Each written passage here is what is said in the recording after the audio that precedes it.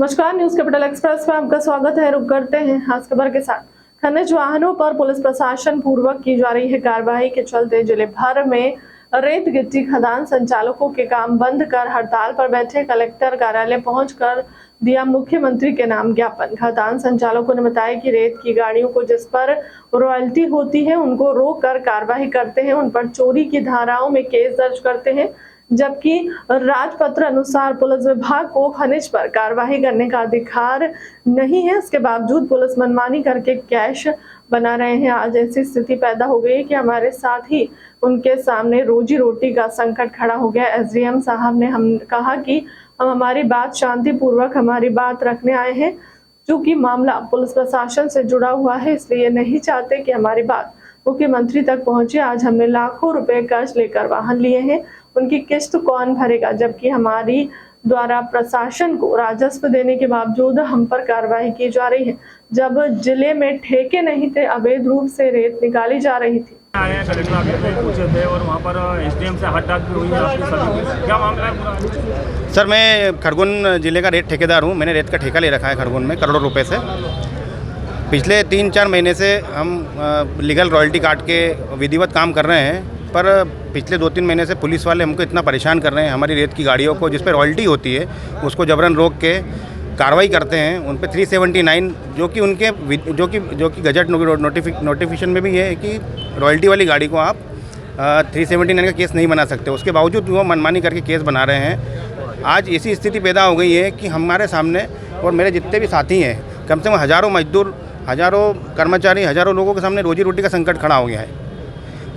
SDM साहब से हमने सिर्फ ये बोला है कि साहब हम तो एक शांतिप्रिय तरीके से हमारी बात रखने आए हैं, पर चूंकि मामला पुलिस प्रशासन से जुड़ा हुआ है, तो वो लोग नहीं चाहते कि हमारा कोई भी आंदोलन आए और वो लोग चाहते हैं कि आंदोलन को वहीं कूच दिया जाए। हमको हमारी बात मुख्यमंत्री तक रखना है, प्रधानमंत्री तक रखना है कि साहब हमारे सामने जो रोजी रोटी का संकट खड़ा हो गया उसका हम क्या करेंगे साहब। आज हमने लाखों रुपये से डंपर लिए हुए हैं, उनकी किस्तें कौन भरेगा? हमारा घर कौन चलाएगा?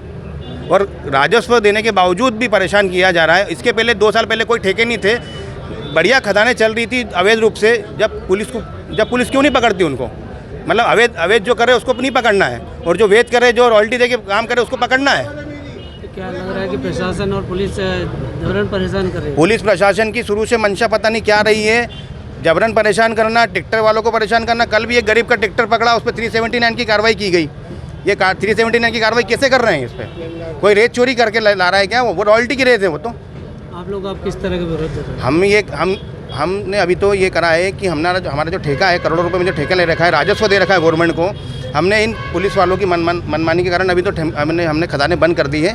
अगर आज हमने मुख्यमंत्री महोदय के नाम पे ज्ञापन दिया है, अगर हमारी सुनवाई नहीं होती है तो हम मजदूरों के साथ, क्योंकि एक एक व्यक्ति के पास में 100 मजदूर हैं जो खदानों में काम करते हैं, कम से कम हज़ारों की संख्या में मुख्यमंत्री आवास का घेराव करेंगे। क्या नाम लिखता हूँ? अमित जैन, डीजी। करके जो है आप सड़कों पर उतरे हैं और ज्ञापन देने आए हैं भाजपा कार्यालय में भी, कलेक्टर ऑफिस भी, और आपकी एसडीएम से हटाक भी हुई। क्या मामला है? कल दिनांक 11 तारीख को मेरी एक गाड़ी गिट्टी चूरी से भरी हुई, जिसके गाड़ी के पेपर सारे कंप्लीट थे। उस पर रॉयल्टी 19 मीटर माल के साथ में 20 मीटर की रॉयल्टी थी। मेरी इस गाड़ी पर ओवरलोड की कार्रवाई की गई, वजन कराया गया गाड़ी का जिसमें क्षमता से अधिक पाया गया। मोटर व्हीकल एक्ट में कार्रवाई करने के बजाय उस पर 379 की कार्रवाई मनमानी पूर्वक की गई है, जबकि ऐसी कोई कार्रवाई करने का अधिकार पुलिस को मेरी जानकारी जितनी है उस हिसाब से तो नहीं है। खनिज के नियमों में स्पष्ट उल्लेख है, खनिज के राजपत्र में स्पष्ट उल्लेख है कि पुलिस सीधे कार्रवाई नहीं करेगी। खनिज के ऊपर कार्रवाई करना हो तो पुलिस राजस्व या खनिज अमले को सूचना देगी, जबकि पुलिस ने सीधे 379 की FIR दर्ज की और मेरे ड्राइवर को जेल भेज दिया, जिसके बाद लाइसेंस और सारे वैध दस्तावेज थे। एसडीएम से विवाद भी हुआ था आपका? ज्ञापन देने गए थे तो एसडीएम साहब ने हमें बोला कि धारा 144 का आप उल्लंघन कर रहे हो, आपके पास अनुमति है क्या ज्ञापन देने के लिए? मैंने कहा हमने सूचना दी थी कलेक्टर साहब को ज्ञापन से संबंधित, उसके बारे में 144 के बारे में हमको जानकारी नहीं है। आए दिन हम लोग आते जाते हैं कलेक्टर ऑफिस, तो हम देखते हैं कि लोग दूसरे लोग भी ज्ञापन देते हैं, तब तो धारा 144 का उल्लंघन नहीं होता। हमारे समय पे क्यों हो रहा है? क्योंकि हम प्रशासन के ऊपर उंगली उठा रहे हैं, हमारे साथ जो जाती हुई है उसके खिलाफ बोल रहे हैं। कितना नुकसान हुआ होगा आज अगर 2 दिन से खदानें बंद है? 2 दिन से खदानें बंद है तो खरगोन जिले में बड़े आराम से 4 से 5 करोड़ रुपए के रेत के व्यवसाय प्रभावित हुआ है। उसके साथ साथ गिट्टी का व्यवसाय भी प्रभावित हुआ है। सारे जितने मजदूर रेत व्यवसाय से जुड़े हुए हैं वो बेरोजगार हो गए हैं। जितने मशीन वाले, जेसीबी, पोकलेन के ऑपरेटर, उनके घर परिवार के लोग आज मोहताज हैं रोजी रोटी से। ड्राइवर लोग। मुख्य मांग क्या है आपकी? मुख्य मांग यही है कि पूरे मध्य प्रदेश में जिस तरह से रेत के ठेके संचालित किए जा रहे हैं उसी तरीके से यहाँ भी संचालित किए जाएं, या कोई गाइडलाइन ऐसी तय की जाए जिसका हम पालन कर पाएँ। हम चोरी करने वाले लोग नहीं हैं, रॉयल्टी हर वाहनों में रहती है, उसके बावजूद भी अगर चोरी के प्रकरण लादे जाएंगे जबरन तो क्या कर सकेगा कोई भी आम आदमी। क्या नाम है? मेरा नाम अमित भावसार है। आए हैं कलेक्टर ऑफिस में पूछे थे और वहाँ पर एसडीएम से हट डाक भी हुई है आपकी सभी की। क्या मामला है पूरा? सर, मैं खरगोन ज़िले का रेत ठेकेदार हूँ। मैंने रेत का ठेका ले रखा है खरगोन में करोड़ों रुपए से। पिछले 3-4 महीने से हम लीगल रॉयल्टी काट के विधिवत काम कर रहे हैं, पर पिछले 2-3 महीने से पुलिस वाले हमको इतना परेशान कर रहे हैं। हमारी रेत की गाड़ियों को जिस पर रॉयल्टी होती है उसको जबरन रोक के कार्रवाई करते हैं। उन पे 379 जो कि उनके जो कि गजट नोटिफिकेशन में भी है कि रॉयल्टी वाली गाड़ी को आप 379 का केस नहीं बना सकते। उसके बावजूद वो मनमानी करके केस बना रहे हैं। आज ऐसी स्थिति पैदा हो गई है कि हमारे सामने और मेरे जितने भी साथी हैं, कम से कम हज़ारों मजदूर, हज़ारों कर्मचारी, हज़ारों लोगों के सामने रोजी रोटी का संकट खड़ा हो गया है। एसडीएम साहब से हमने सिर्फ ये बोला है कि साहब हम तो शांतिप्रिय तरीके से हमारी बात रखने आए हैं, पर चूंकि मामला पुलिस प्रशासन से जुड़ा हुआ है, तो वो लोग नहीं चाहते कि हमारा कोई भी आंदोलन आए, और वो लोग चाहते हैं कि आंदोलन को वहीं कूच दिया जाए। हमको हमारी बात मुख्यमंत्री तक रखना है, प्रधानमंत्री तक रखना है कि साहब हमारे सामने जो रोजी रोटी का संकट खड़ा हुआ है उसका हम क्या करेंगे साहब। आज हमने लाखों रुपए से डंपर लिए हुए हैं, उनकी किस्तें कौन भरेगा, हमारा घर कौन चलाएगा। और राजस्व देने के बावजूद भी परेशान किया जा रहा है। इसके पहले 2 साल पहले कोई ठेके नहीं थे, बढ़िया खदानें चल रही थी अवैध रूप से। जब पुलिस क्यों नहीं पकड़ती उनको? मतलब अवैध जो करे उसको नहीं पकड़ना है, और जो वैध करे, जो रॉयल्टी दे के काम करे उसको पकड़ना है। तो क्या लग रहा है कि प्रशासन और पुलिस जबरन परेशान कर रही है? पुलिस प्रशासन की शुरू से मंशा पता नहीं क्या रही है, जबरन परेशान करना, ट्रैक्टर वालों को परेशान करना। कल भी एक गरीब का ट्रैक्टर पकड़ा, उस पर 379 की कार्रवाई की गई। ये 379 की कार्रवाई कैसे कर रहे हैं? इस पर कोई रेत चोरी करके ला रहा है क्या? वो रॉयल्टी की रेत है वो तो। आप लोग किस तरह का विरोध कर रहे हैं? हमने अभी तो ये करा है कि हमारा जो ठेका है, करोड़ों रुपए में जो ठेका ले रखा है, राजस्व दे रखा है गवर्नमेंट को, हमने इन पुलिस वालों की मनमानी के कारण अभी तो हमने खदानें बंद कर दी है। अगर आज हमने मुख्यमंत्री महोदय के नाम पे ज्ञापन दिया है, अगर हमारी सुनवाई नहीं होती है तो हम मजदूरों के साथ, क्योंकि एक एक व्यक्ति के पास में 100 मजदूर हैं जो खदानों में काम करते हैं, कम से कम हज़ारों की संख्या में मुख्यमंत्री आवास का घेराव करेंगे। क्या नाम लिखना है? अमित जैन, डीजी। करके जो है आप सड़कों पर उतरे हैं और ज्ञापन देने आए हैं भाजपा कार्यालय में भी, कलेक्टर ऑफिस भी, और आपकी एसडीएम से हट डाक भी हुई। क्या मामला है? कल दिनांक 11 तारीख को मेरी एक गाड़ी गिट्टी चूरी से भरी हुई, जिसके गाड़ी के पेपर सारे कंप्लीट थे। उस पर रॉयल्टी 19 मीटर माल के साथ में 20 मीटर की रॉयल्टी थी।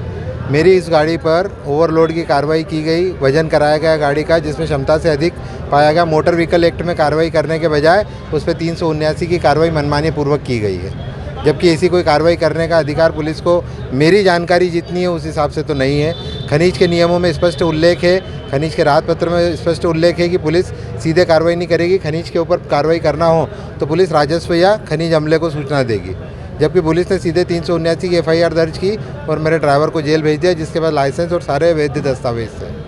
एसडीएम से विवाद भी हुआ था आपका? ज्ञापन देने गए थे तो एसडीएम साहब ने हमें बोला कि धारा 144 का आप उल्लंघन कर रहे हो, आपके पास अनुमति है क्या ज्ञापन देने के लिए। मैंने कहा हमने सूचना दी थी कलेक्टर साहब को ज्ञापन से संबंधित, उसके बारे में 144 के बारे में हमको जानकारी नहीं है। आए दिन हम लोग आते जाते हैं कलेक्टर ऑफिस तो हम देखते हैं कि दूसरे लोग भी ज्ञापन देते हैं, तब तो धारा 144 का उल्लंघन नहीं होता। हमारे समय पे क्यों हो रहा है? क्योंकि हम प्रशासन के ऊपर उंगली उठा रहे हैं, हमारे साथ जो जाती हुई है उसके खिलाफ बोल रहे हैं। कितना नुकसान हुआ होगा आज अगर 2 दिन से खदानें बंद है? 2 दिन से खदानें बंद है तो खरगोन जिले में बड़े आराम से 4 से 5 करोड़ रुपए के रेत के व्यवसाय प्रभावित हुआ है। उसके साथ साथ गिट्टी का व्यवसाय भी प्रभावित हुआ है। सारे जितने मजदूर रेत व्यवसाय से जुड़े हुए हैं वो बेरोजगार हो गए हैं। जितने मशीन वाले, JCB, पोकलेन के ऑपरेटर, उनके घर परिवार के लोग आज मोहताज हैं रोजी रोटी से। ड्राइवर लोग। मुख्य मांग क्या है? मुख्य मांग यही है कि पूरे मध्य प्रदेश में जिस तरह से रेत के ठेके संचालित किए जा रहे हैं उसी तरीके से यहाँ भी संचालित किए जाएं, या कोई गाइडलाइन ऐसी तय की जाए जिसका हम पालन कर पाएँ।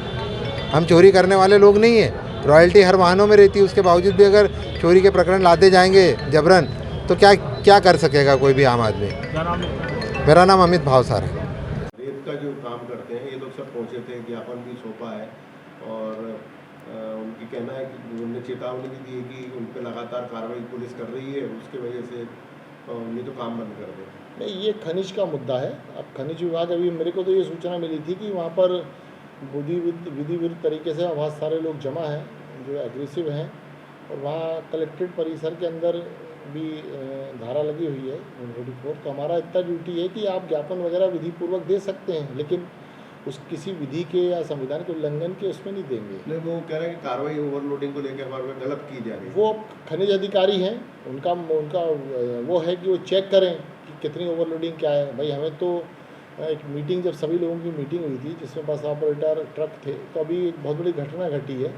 उसी के संदर्भ में माननीय राष्ट्र सरकार से जो भी निर्देश थे, कलेक्टर महोदय, एसपी महोदय ने मिल करके कि कोई भी ऐसा वाहन जो ओवरलोड ना हो तो उनको सबको विधि विरुद्ध अगर करते हैं तो उनको हमको रोकना है। 379 के तहत कार्रवाई की जा रही, पुलिस कर रही है। वो एक नहीं, ऐसा नहीं है, वो तो पूरी प्रशासन करता है, अकेले कोई चीज़ नहीं है। वो सब प्रशासन के अगर शासन के निर्देश है तो विधि अनुसार कार्रवाई की जाती है। सर उनका कहना है कि जो अवैध उत्खनन परिवहन कर रहे हैं उन पर तो कार्रवाई की जाए, लेकिन जो रॉयल्टी दे रहे हैं, जो लीगली काम कर रहे हैं, उनके खिलाफ भी कार्रवाई हो। नहीं तो वो परीक्षण में आएगा ना भाई। वैध अवैध का तो ये परीक्षण का विषय है। प्राथमिक दृष्टि में जो संज्ञान में आता अपन उसको लेते हैं ना।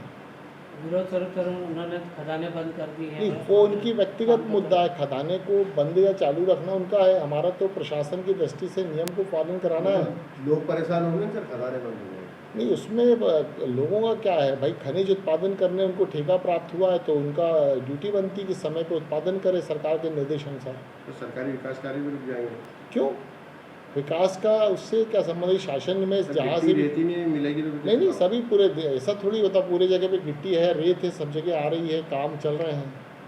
किसी व्यक्ति विशेष के कहने से या दबाव डालने से थोड़ी गलत होगा। विधि के अनुसार सब चीज़ होगी।